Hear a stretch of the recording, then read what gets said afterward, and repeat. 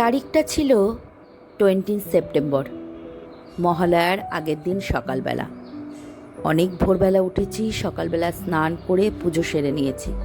আর চারিদিকে একটা পুজোর আমেজ, বাইরে পাখির ডাক, খুব ভালো লাগছিল সকালবেলাটা। সকাল সকাল আমি আর কৌশিকী রেডি হয়ে গেছি, যাব একটু কলকাতায়।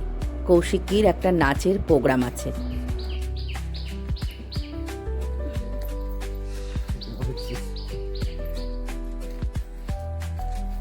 কৌশিকী আজকে নাচতে যাবে কলকাতায়। আজকে মহালয়া, শোভাবাজার রাজবাড়িতে কৌশিকীর একটা বড় গ্রেট অ্যাচিভমেন্ট।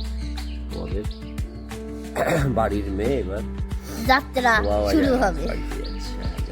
হচ্ছে সকাল সকাল আজকে নিয়ে। প্রতিবার সকাল সকাল আমি যাই, কখনো 7:26 ট্রেন ধরতে হয়, কখনো তার আগের ট্রেন ধরতে হয়। আজকে এদেরকে তুলে দিচ্ছি। আজকে শনিবার, আমার ছুটিই ছিল, কিন্তু ভেবেছিলাম একটা ট্যুর করে নেবো একবার পুজোর আগে, একটা ট্যুর করে দেবো আজকে, কিন্তু আর হলো না। ঠিক আছে, দেখা যাবে, পুজোর মতো অনেক টাইম আছে। তো কৌশিকী বলো যে আপনারা সব ভালো থাকবেন। সবাইকে বলছি মহালয়ার শুভেচ্ছা। মহালয়ার শুভেচ্ছা আর আমন্ত্রণ। আমন্ত্রণ, অভিনন্দন, ওটা ঠিক আছে। একটু আপনাদের মতো অনুষ্ঠানটি ছিল ইন্টারন্যাশনাল দুর্গা বন্দনা ডান্স ফেস্টিভ্যাল 2025। আমার ভীষণ গর্বের একটা দিন। আস্তে আস্তে কৌশিকী তার লক্ষ্যে এগিয়ে যাক, এই প্রার্থনা সবসময় ভগবানের কাছে করি। আর এমন একটা জায়গায় ও কোনোদিন পারফর্ম করতে পারবে, সেটাও আমার ভাবনার অতীত ছিল।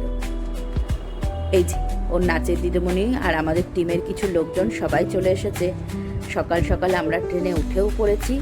এবার সবাই মিলে একসঙ্গে বেরিয়ে পড়ব, দুগ্গা দুগ্গা বলে বেরিয়ে পড়ি।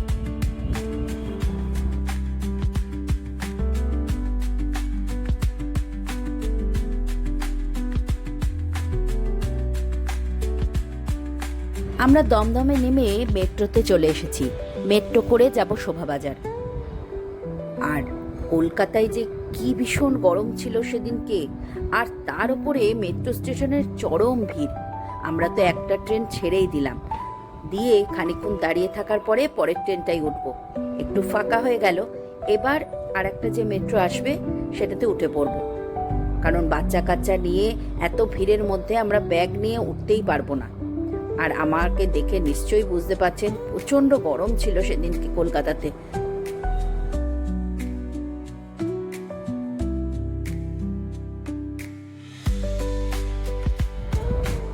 ওর জীবনে এই ছোট ছোট পদক্ষেপগুলোই ওকে এগিয়ে নিয়ে যাবে। এভাবেই ও এগিয়ে চলুক সামনের দিকে, আর যেটাকে ভালোবাসে সেটাকে নিয়েই এগিয়ে যাক।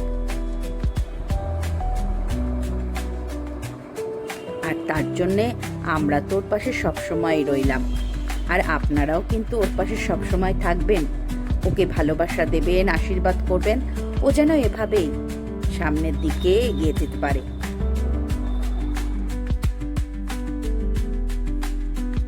বাড়ির কাজের চাপে সবসময় সময় হয় না ওকে নিয়ে সব রকম অনুষ্ঠানে যাওয়ার, কিন্তু চেষ্টা করি যেটাতে যেতে পারি সেটাতে অবশ্যই নিয়ে যাওয়ার চেষ্টা করি। তাহলে চলুন, আজকের ভিডিওটা এখানেই শেষ করছি। দেখা হচ্ছে আবারও একটা নতুন গল্পে, অবশ্যই এই পার্টের দ্বিতীয় পর্বে। আমরা কোন জায়গায় গেলাম, কিভাবে পারফর্ম হলো, সবটা দেখাতে না পারলেও পরবর্তী গল্প নিয়ে কিন্তু আসছি। সঙ্গে কিন্তু অবশ্যই থাকবেন। আর ভিডিওটা ভালো লাগলে লাইক করতে, কমেন্ট করতে একদম ভুলবেন না। দেখা হচ্ছে আবারও একটা নতুন গল্পের সাথে।